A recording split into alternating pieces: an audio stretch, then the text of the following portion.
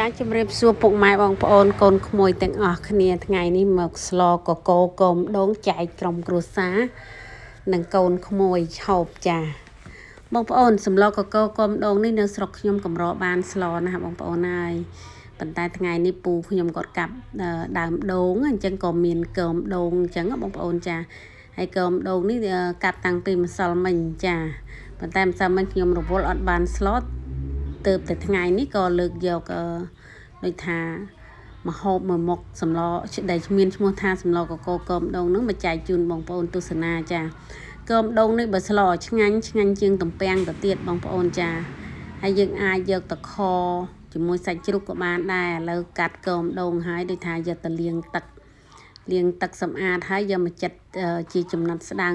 ដូចនេះចឹងបងប្អូនចាចិតដូចគ្នានឹងទំពាំងដែរចាបងប្អូនខ្ញុំចង់ប្រាប់បងប្អូនថាលើកទី1ដែលខ្ញុំស្លសម្លកកូរគោមដងចាប៉ុន្តែខ្ញុំចង់ប្រាប់បងប្អូនថាសម្លមួយមុខនេះឆ្ងាញ់ចាបើបងប្អូនមានកូមដងកុំចោលបងប្អូនចាយកមកស្លកកូរឬក៏ខជាមួយសាច់ជ្រូកចាបើមីងខ្ញុំគាត់ថាខជាមួយសាច់ជ្រូកចាឥឡូវខ្ញុំចាប់ផ្ដើមហាន់ស្លឹកគ្រៃស្លឹកបន្តិចទៅគល់បន្តិចចាជាធម្មតាស្លកកូរខ្ញុំប្រើតែស្លឹកទេបងប្អូនចាប៉ុន្តែថ្ងៃនេះស្លឹករៀងតិចខ្ញុំក៏ដាក់គល់ដែរហើយនេះក្រៀមនេះគឺសបកក្រូចសើចហើយគឺល្មៀតបងប្អូនចាល្មៀតហើយនៅមានខ្ទឹមសបន្តិចទៀតចាហើយជាធម្មតាខ្ញុំបើសិនជាមានខ្ជាយខ្ញុំដាក់ទាំងខ្ជាយទៀតបងប្អូនចាសម្រាប់សម្លកកូរប៉ុន្តែថ្ងៃនេះខ្ញុំរកខ្ជាយអត់បានទេចាខ្ជាយក៏វាអស់ទៅអញ្ចឹងខ្ញុំដាក់តាមតាណាបងប្អូនចាឥឡូវបុកគ្រឿងហើយក៏បាវាចេញមកហាន់ត្រីម្ដងចាត្រីនេះខ្ញុំដាក់តាមដោយថាល្ម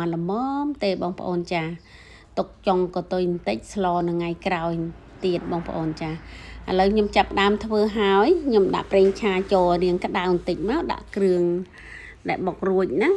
ចារំលីងវាជាមួយប្រេងឆាហ្នឹងឲ្យឈ្ងុយបងប្អូនបន្ទាប់មកបាទខ្ញុំដាក់ប្រហុកចូលចាដាក់ប្រហុកហ្នឹងរំលីងជាមួយគ្រឿងទៀតចារំលីងវារៀងឈ្ងុយបងប្អូនចាបណ្ដាក់គ្រឿងបន្តទៀតមកចានេះជាសាច់ជ្រូកចិញ្ច្រាំប៉ុន្តែខ្ញុំដាក់ក្នុងទូកកអញ្ចឹងវារៀងកកបន្តិចឯងបងប្អូនចាសាច់ជ្រូកចិញ្ច្រាំហ្នឹងសាច់ជ្រូក3ជាន់ទេណាបងប្អូនបន្ទាប់មកខ្ញុំថែមអំបិលបន្តិចប៊ីចេងបន្តិចចាដាក់មួយមុខបន្តិចទៅបងប្អូនចានេះជាស្ករត្នោត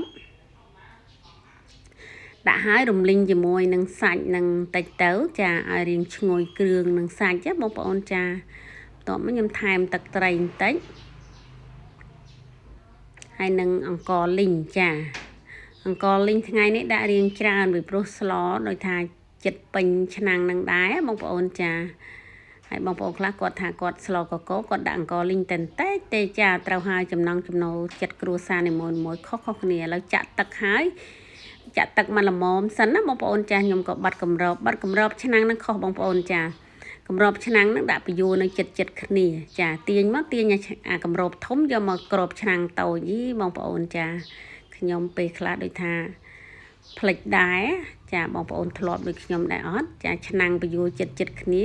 ទាញមិនមើលទេបងប្អូនចាឥឡូវខ្ញុំចាក់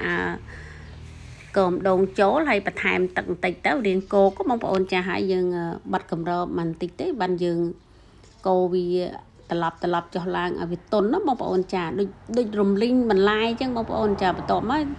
ដាក់ទឹកតាមបរិមាណដែលយើងចូលចិត្តចាបងប្អូនខ្លះគាត់ចូលចិត្តកកូររៀងទឹកច្រើនគាត់ដាក់ទឹករៀងច្រើនបន្តិចទៅបើសម្រាប់ខ្ញុំចូលចិត្តដូចថាភក់អញ្ចឹងណាបងប្អូនចាឥ